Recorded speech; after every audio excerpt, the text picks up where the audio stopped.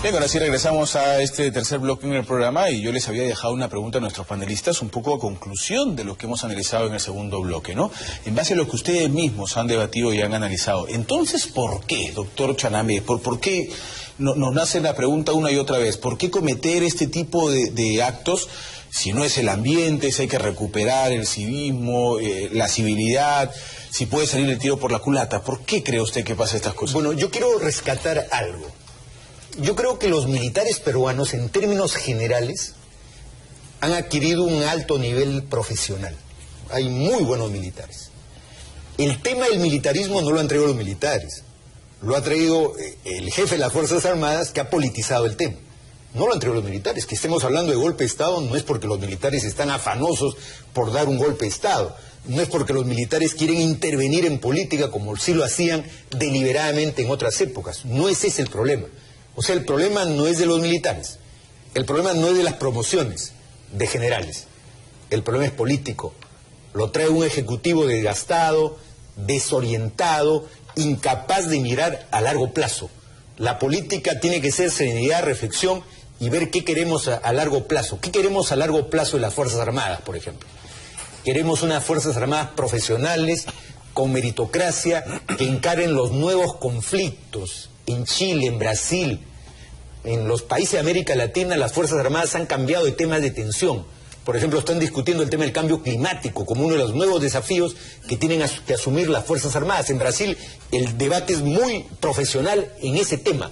Los militares no tienen por qué estar hablando de política, el Ejecutivo. Esos son temas que quedan a las fuerzas políticas. Pero creo que el presidente, como jefe supremo de las Fuerzas Armadas por mandato constitucional, está equivocando tremendamente la agenda. Y esa desnaturalización de la agenda nos está llevando a perder la brújula de qué necesitamos en las Fuerzas Armadas. Profesionales que se dediquen al tema de la seguridad, de la defensa, y dejen a los actores políticos la labor pública. Los militares no tienen nada que hacer en la labor pública. Y el presidente debería ser el primero en respetar esa línea institucional. Es verdad. Doctor Luis Alberto Salgado, ¿qué piensa usted? ¿Por qué? A ver, hay dos palabras que pueden ser claves, me parece. Improvisación y desesperación. A veces pensamos que hay un cálculo maquiavélico, que se está jugando ajedrez y que este es el plan A, si no me sale el plan B, etcétera, etcétera. Y eso lo haría un gobierno que está planificando sobre base de realmente alta política. Eso no ocurre con el actual gobierno, con el actual régimen. ¿Se cree que no son tan inteligentes para eso? No quiero ponerlo en esos términos. No están tan capaces para hacer eso. No lo quiero porque además han demostrado, porque si lo fueran, no tendríamos la situación de conflictividad, la situación de desaceleración económica, de vulnerabilidad, porque se ha centrado todo en la monoproducción extractivista. Se caen los precios de los minerales y China ya no demanda más y la India tampoco, y la velita que hablaba el señor Castilla, ahora embajador del Perú en Washington, pues se le está pagando, ¿no? Y el señor Segura, que era un subalterno, está ahí tratando de controlar daños, que sigue además la misma lógica suicida en lo que se refiere a un modelo económico fracasado, obsoleto, ineficaz. Ese es el trasfondo. Entonces, creo que más bien estas reacciones son de alguna forma un intento de irse cubriendo, de controlar daños, ¿no?, por parte del señor Humala, y que responde efectivamente a las consecuencias malas o pésimas de sus primeros 4 años de gobierno. Entonces, en esa desesperación y en esa improvisación, que además coincide en lo que se refiere a improvisación con el tema del manejo de la economía. No olvidemos que hace 25 años se desapareció el Instituto Nacional de Planificación. Cuando todos sabemos que en la teoría moderna keynesiana de planificación reside la clave del desarrollo de los estados modernos, de las grandes potencias y superpotencias en el mundo, es porque planificaron, porque promovieron y defendieron al sector más vulnerable de su economía, que es la agricultura, que es la agroindustria, ¿no? Porque se fijaron fundamentalmente, y aquí termino, en el concepto central de soberanía popular. Y sobre esa soberanía popular y legitimidad republicana es que descansa la soberanía nacional.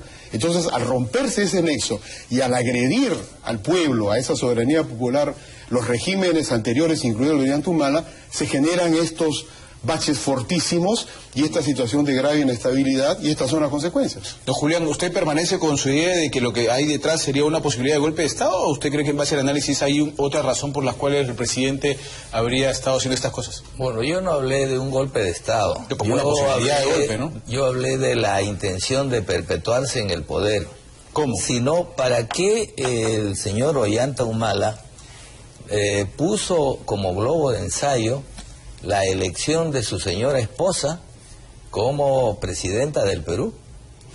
Todo el mundo sabe que durante 2 o 3 años se ha discutido ampliamente de esa posibilidad, algunos a favor y otros en contra, hasta que finalmente dijeron no, la señora Nadine podría ser candidata al Congreso.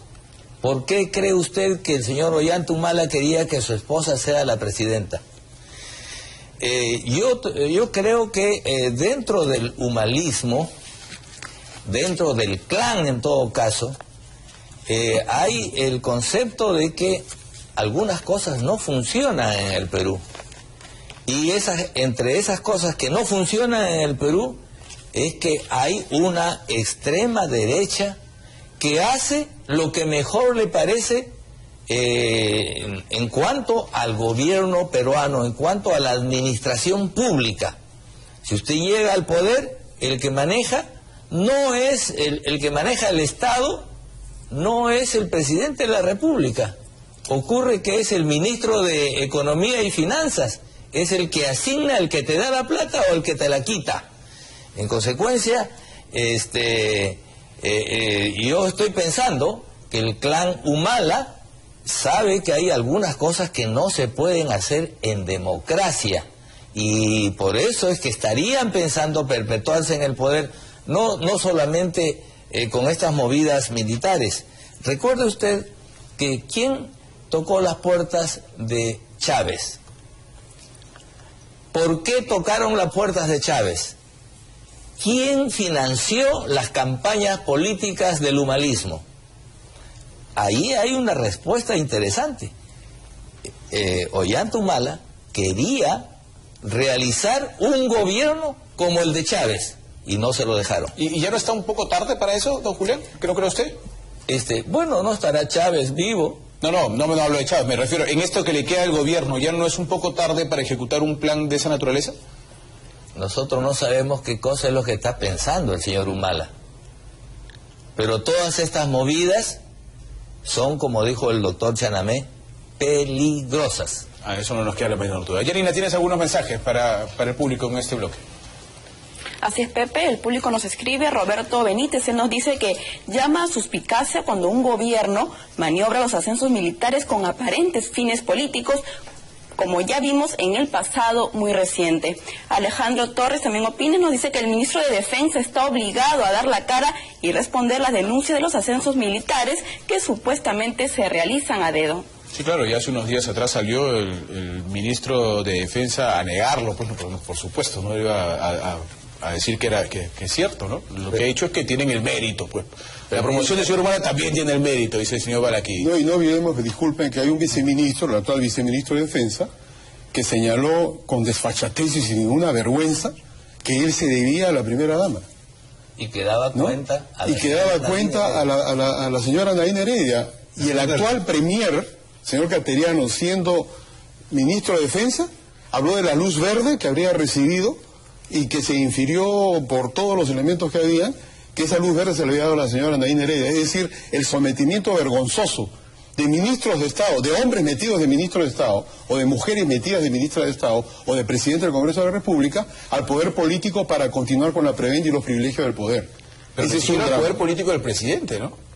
No, es que el poder ha sido entregado por el presidente en un tema que ya se verá después en cuanto a responsabilidad constitucional y eventualmente quizás a una responsabilidad que tenga que ver con el Código Penal, porque es gravísimo esto que ha venido sucediendo de una manera sistemática, permanente y deliberada, ¿no? Sí, las cosas entregar el poder a quien no ha sido elegido o elegida es grave. Las cosas que ha estado asegurando usurpación de funciones. Las cosas que ha estado asegurando el congresista Omar Chejade a principios de semana y los días finales de la semana pasada son realmente graves, ¿eh?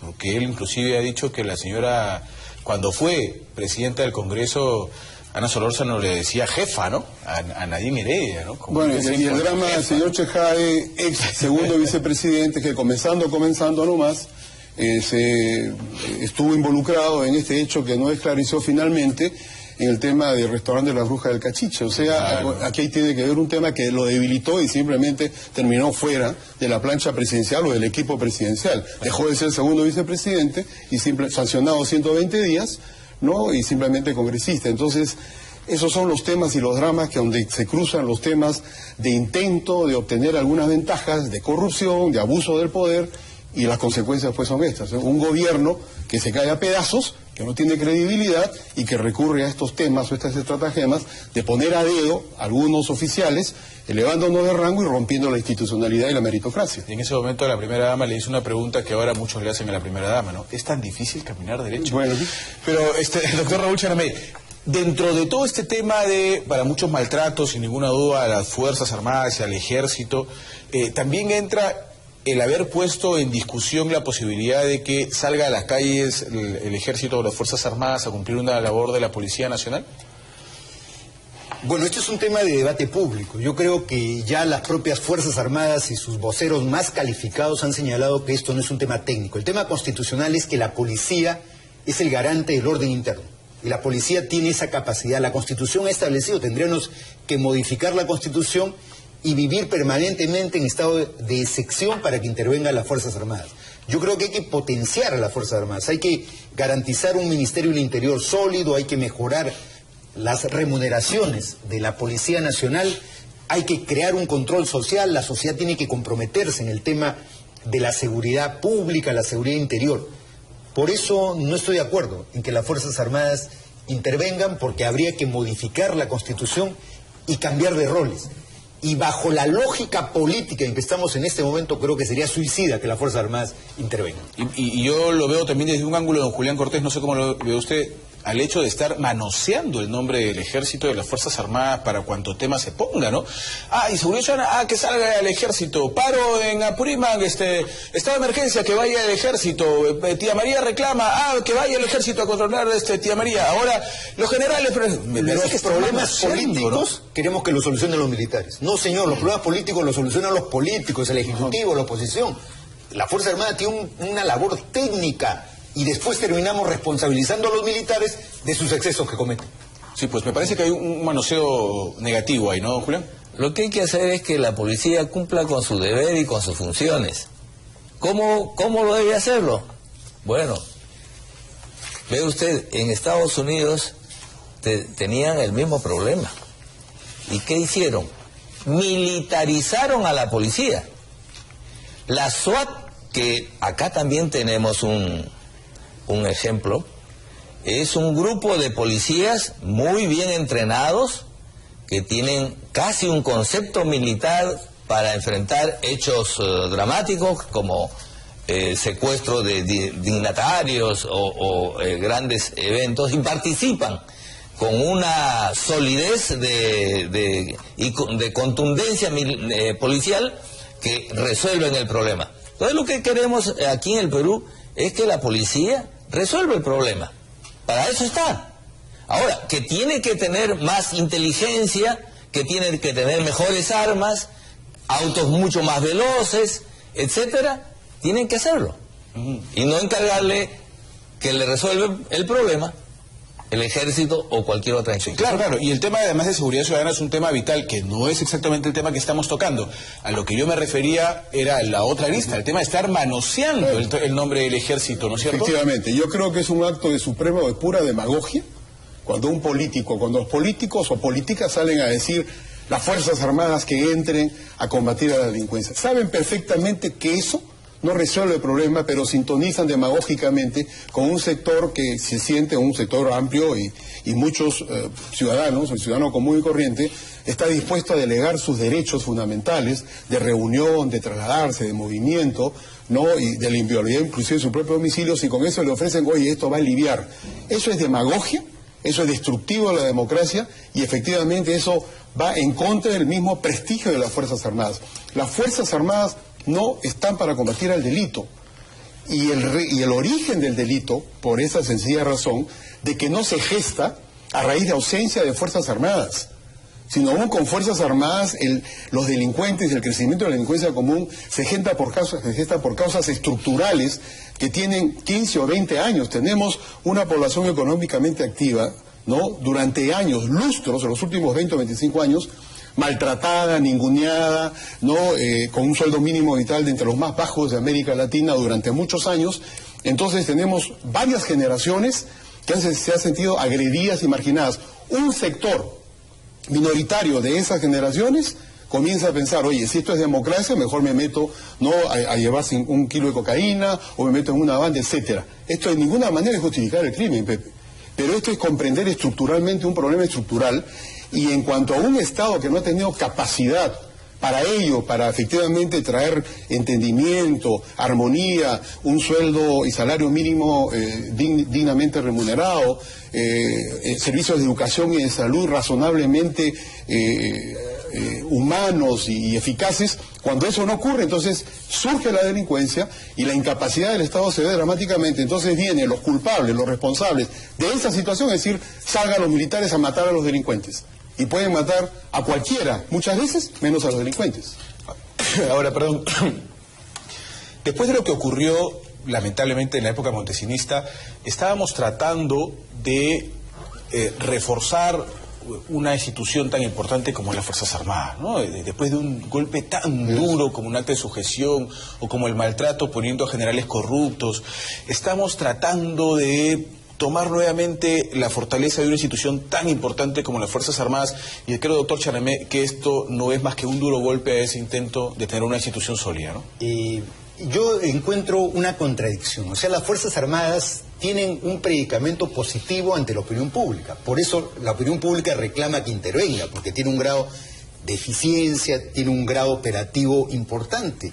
Estas Fuerzas Armadas vencieron al terrorismo. Estamos hablando de otro contexto.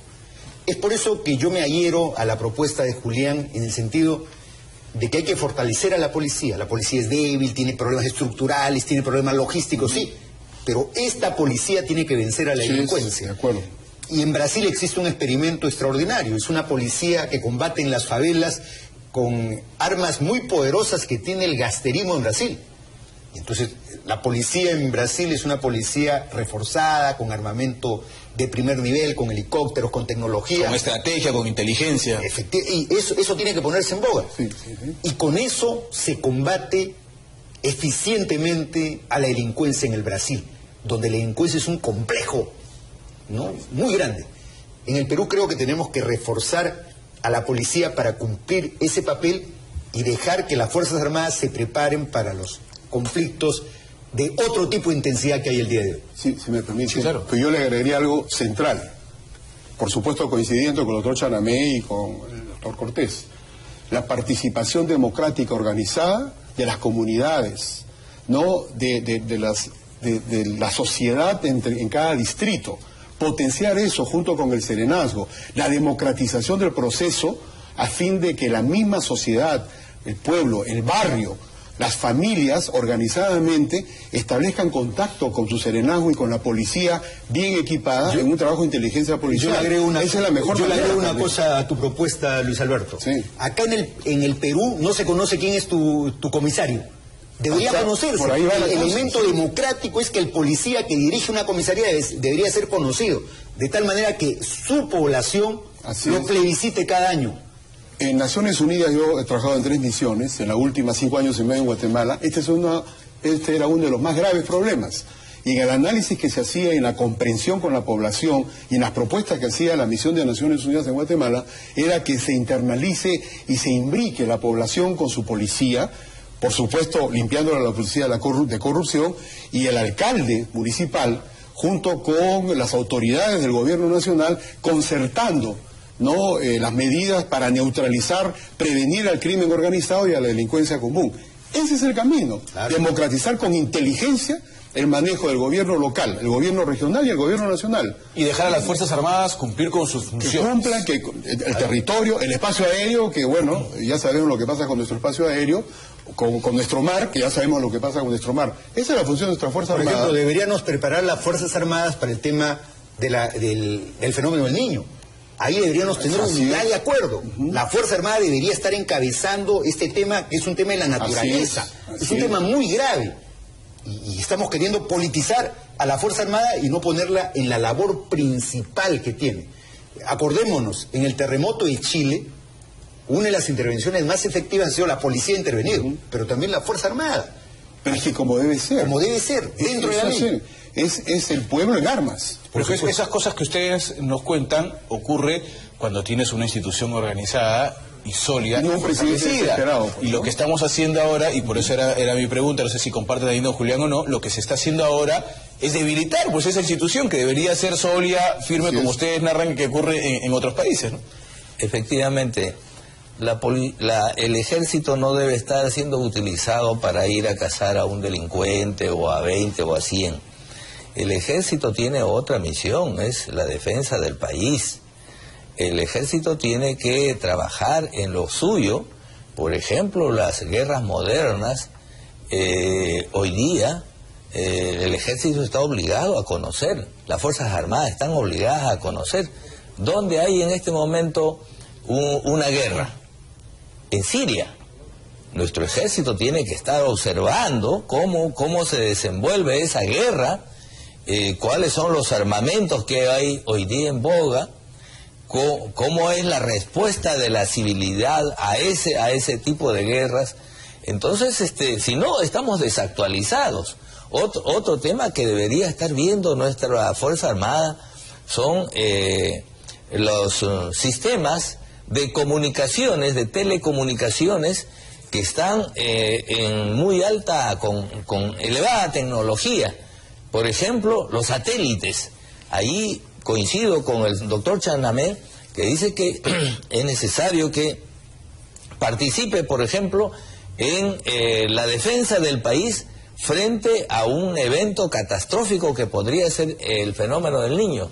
Pero ¿cómo actúa si no está estudiando los fenómenos atmosféricos a través de sistemas tan inteligentes como los satélites? Debería tener la mejor utilidad del satélite francés, ¿no? Así es. Para eso está la Fuerza Armada. La policía está para capturar a los delincuentes. Ahora, tenemos un trabajo también, ya yendo como una especie de conclusión, nos quedan 5 minutos para finalizar.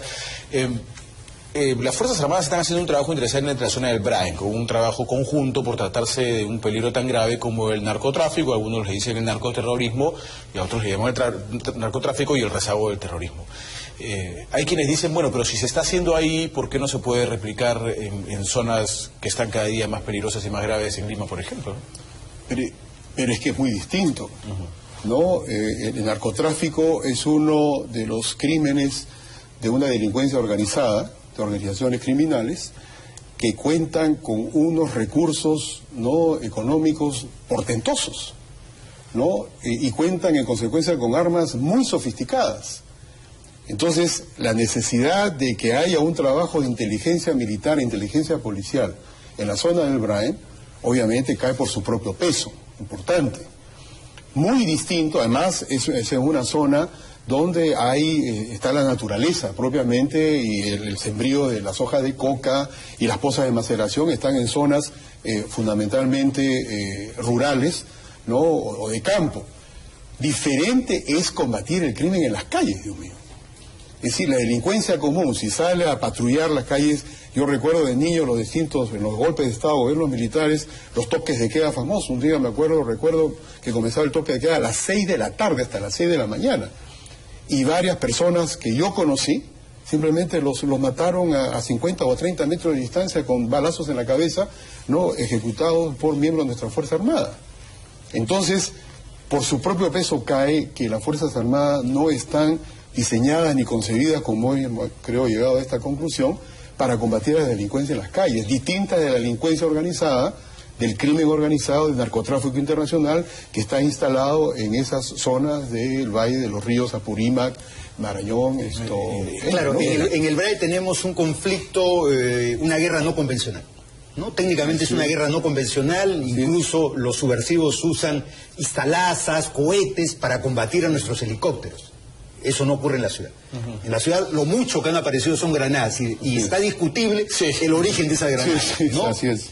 Entonces, aquí hay un estado de excepción que la Constitución lo permite y hay una participación simbiótica entre la policía que actúa en determinadas zonas urbanas del BRAE y las Fuerzas Armadas. Ahí, por ejemplo, es magnífica la actuación combinada de estas dos instituciones, pero estamos hablando de un espacio en estado de excepción. La Constitución garantiza la intervención de las Fuerzas Armadas y se le da inclusive legalidad. Yo he conversado con jefes que actúan y actúan los destacamentos al lado de la Fiscalía. Hay un fiscal de intervención dentro de la ley. Y eso es una excepcionalidad. Pero eso no podemos llevarlo a las ciudades. Es cierto. Me envían un mensaje, y esto para ir ya con el resumen de los tres, por favor, y me dicen algo que me suena hasta lógico, y a ver si ustedes me lo pueden responder, o al televidente que me lo envía. Los generales de división, me dicen, no nos engañemos, siempre los generales de división han cumplido funciones políticas dentro de las Fuerzas Armadas y no estratégicas. Las estrategias van para los generales de un rango menor, para los coroneles, para los comandantes, que ven otro tipo de estrategia. Los generales de división siempre han tenido una función política entre las Fuerzas Armadas. ¿Usted cree que eso es no es así. Con la Constitución del 33, el general de división lo nombraba el Senado. Y eran generales altamente politizados que tenían que ir a pedir favores. La Constitución del 79 quiso reparar eso, quiso reparar y no lo pudo, y la Constitución vigente establece que jerárquicamente se nombran y el presidente puede recomendar. Muy bien. Pero a lo que voy es a lo siguiente, Pepe, si me permites. Un general tiene que ser un cuadro preparado, técnicamente. Tiene que tener la valentía de un Miguel Grau y la inteligencia de un Bolognesi. Yo creo que hay que desterrar esta politiquería que se instauró en décadas pasadas, porque eso hizo mucho daño y estamos pagando las consecuencias de esas omisiones. Es verdad, es verdad. Muy bien, se nos acabó el tiempo, lamentablemente. Me quedé con algunas respuestas pendientes porque me parece interesante ese concepto de que del general de brigada para abajo son los estrategas y los generales de división son políticos uniformados. Ese es el concepto de algunas personas y creo que se fortalece con decisiones como las que toman presidentes como el presidente actual. Él es un comandante. Él es un comandante, por supuesto. Pero todos deben estar instruidos y capacitados y educados en derechos humanos a efectos de emplear la fuerza y la energía que el Estado les da con inteligencia, con humanidad y con eficacia. Muy bien, señores, nos vamos. Gracias por habernos acompañado en este interesante debate. Regresamos mañana con más de Hable el Pueblo. Permiso. Lucha con firmeza.